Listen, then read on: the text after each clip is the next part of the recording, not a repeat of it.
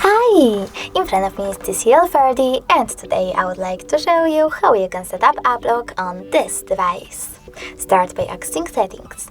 Now you need to scroll down and choose advanced settings. Then click on app lock over here and select one of those login methods for your apps: PIN, pattern or password. I will go with pattern, so I have to click on it and enter it.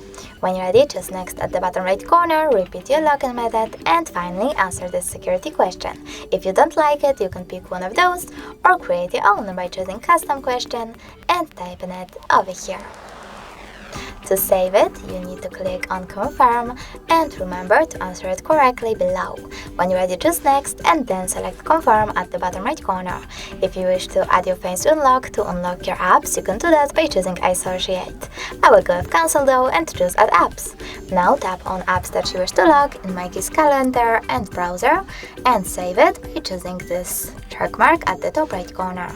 Now when I try to access one of those apps, like calendar, as you can see, pattern is now required. Thanks so much for watching. If you enjoyed this video, smash that like button, comment, and don't forget to subscribe. Bye!